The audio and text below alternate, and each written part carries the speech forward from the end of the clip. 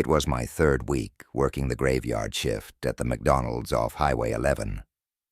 The hours were long, the pay barely enough to justify the sleepless nights, but it helped pay my rent while I finished my degree. Most nights were uneventful, the monotony of flipping burgers and handing out fries interrupted only by the occasional trucker rolling through the drive-thru. It was around 2 a.m. when I first saw the car. A beat-up sedan, older model, the kind that looked like it should have died years ago, rolled up to the speaker. The headlights were dim, almost flickering, but I could still make out a shadowy figure in the driver's seat. I gave my usual cheerful greeting, though my voice was hoarse from hours of repeating the same lines. "Welcome to McDonald's. Can I take your order?" Silence. I leaned closer to the microphone, thinking maybe they hadn't heard me. "Hello? Can I take your order?" More silence, and then a voice, low, raspy, like they hadn't spoken in days. "I'll have what you're having." I remember chuckling nervously, thinking it was some sort of joke. "Sorry, we don't sell sleep deprivation," I quipped, trying to lighten the mood. But the driver didn't laugh. Instead, the car reversed suddenly, tires screeching as it sped off into the night. I watched it disappear down the highway, my heart pounding in my chest. It felt off, like a prank that went too far, but still, I told myself it was just some idiot trying to get a rise out of me. I went back to cleaning the counters, pushing the unease to the back of my mind. A week passed, and I had almost forgotten about the incident. That is, until the car showed up again. Same time, same beat-up sedan, same eerie silence. This time I didn't even bother with the script. I just stared at the shadowy figure behind the wheel, the knot of unease tightening in my stomach. The eyes. God, those eyes. They seemed to glow in the darkness, fixated on me through the windshield. I could feel them burning into me, as if they knew something, as if they wanted something. And then, like before, the car sped off into the night, without a word. That's when the nightmares started. Every night I'd dream of the car, of those piercing eyes watching me, always watching. I'd wake up in a cold sweat, the feeling of being watched lingering long after I was awake. I started dreading the drive-thru, glancing over my shoulder every time a car pulled up, half expecting to see that sedan. And then the night came, when I found myself completely alone. It was a particularly slow night. My manager had stepped out for a smoke, leaving me to handle the empty restaurant. The only sounds were the hum of the fryer and the distant roar of passing trucks. I was wiping down the counter, trying to stay awake, when I heard it. The screech of tires. I froze, my hand tightening around the rag. Slowly, I turned to face the window. There it was. The sedan, parked across the street, headlights off, engine idling, and inside, those eyes, glowing faintly, staring right at me. I swallowed hard, my pulse racing as I backed away from the window. My heart was hammering in my chest, my breath shallow. This wasn't some prank. This wasn't normal. I grabbed my phone, fingers trembling as I dialed my manager. My voice was barely a whisper as I told him what was happening. He sounded annoyed, like I was overreacting, but he promised he'd be back in a few minutes. But a few minutes was too long. As I stared out the window, the car started moving.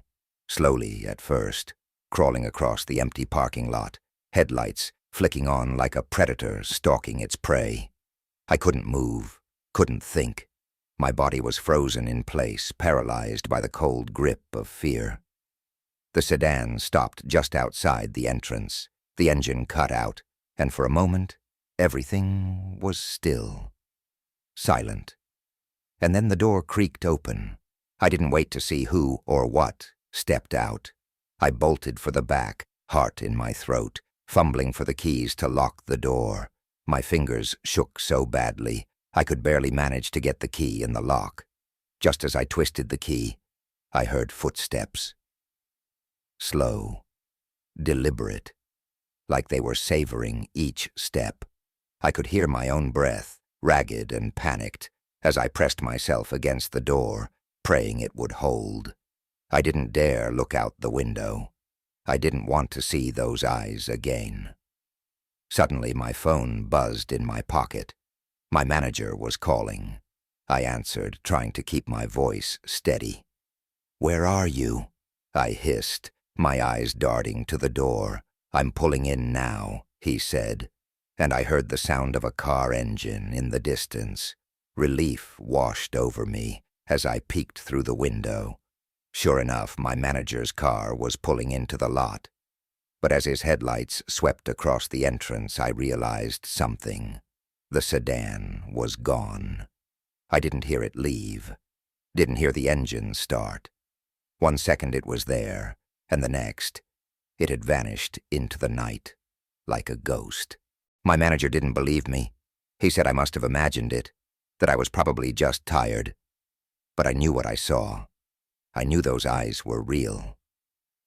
I quit the job a week later. I still think about that night, about the car, about those eyes.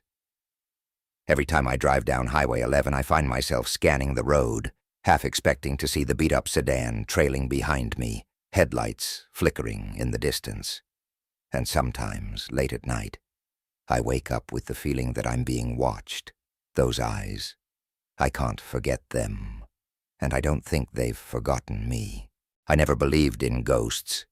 That was the kind of thing you laugh about as a kid, telling spooky stories around a campfire. So when I took the job at the old McDonald's on Oak Street, the last thing on my mind was local legends. I needed money, and a job was a job. People talked, sure, they always did, but I didn't care about whispers. At least, not at first. My first shift was uneventful, but there was something about the place that didn't sit right. It was quiet. Too quiet. Like the air was thicker in there. You know how sometimes you walk into a room and feel like someone's just been talking, but you missed it. That's what it was like, all the time. I chalked it up to nerves, new job jitters, nothing more. But things started to happen. It began small. Trays would slide off counters when I wasn't looking. The first time it happened, I thought maybe I'd just set it down wrong. But then it happened again, and again. Each time, it would be more sudden, more deliberate. It wasn't just trays, either. I'd find the fry machine turned on, even when I was the only one on the floor. Doors would open by themselves, swinging slowly, as if someone was watching me from the darkness just beyond. Still, I convinced myself it was nothing. An old building, faulty equipment. That was what I told myself, until the voices started. I remember the first time I heard it. It was late, maybe around 2 a.m., and I was on cleanup duty. Everyone else had already gone home, and I was wiping down the tables in the dining area. That's when I heard it. A whisper. Low, soft, coming from the direction of the kitchen. My head snapped up. At first I thought it was the wind, but then I heard it again. Closer this time, like someone was standing right behind me, breathing against my neck. I spun around, heart racing, but no one was there. I laughed it off, but it wasn't funny. I felt like the shadows were watching me. The lights seemed dimmer, the walls closer. The air was thick with something I couldn't explain. The whispers continued, barely audible at first, like they were coming from deep within the walls. Then they grew louder, more insistent, like a chant just out of reach. I'd hear my name sometimes, whispered as if on the edge of a breath, sending cold shivers down my spine. I was afraid to say anything to the other guys. They'd think I was crazy, or worse, weak. But it wasn't long before I realized I wasn't the only one hearing things. One night, during a break, My co-worker, Pete, mentioned the place, gave him the creeps. He laughed, but I saw the look in his eyes. We all felt it. But the worst part, the part I still can't shake, happened one night when I was closing up alone. I'd just locked the front doors, and as usual, I was the last one there. I was finishing up in the kitchen when I heard it. A loud crash. It came from the storage room in the back. I froze, my hands gripping the counter as I listened. There it was again, a shuffling sound, like someone moving things around back there. I grabbed a mop, my only weapon, and slowly made my way to the storage room. The door was ajar, swinging slightly as though someone had just passed through. My heart pounded in my chest. I pushed it open with the mop handle and flicked on the light. Nothing. The room was empty. I almost turned around when I noticed something out of the corner of my eye. The freezer door, heavy and steel, was cracked open. My blood ran cold. There was no way that door should have been open. It locked automatically. I walked towards it, my hand shaking as I reached for the handle. That's when I saw her. Standing just inside the freezer was a woman, pale. Her skin was like porcelain, thin and almost translucent. She was dressed in a dirty white dress, her long black hair hanging in stringy clumps around her face. Her eyes were hollow, deep pits of nothing. And she was staring right at me. I couldn't move. I couldn't breathe. My body refused to obey me. All I could do was stare back at her, frozen in place. She tilted her head, almost curiously, like a predator sizing up its prey. Then, with a slow, deliberate movement, she raised her hand and pointed at me. My heart felt like it was about to explode. Suddenly, the door to the freezer slammed shut with a deafening bang, snapping me out of my trance. I staggered backward, dropping the mop. The room was empty again, but the chill in the air remained. I bolted.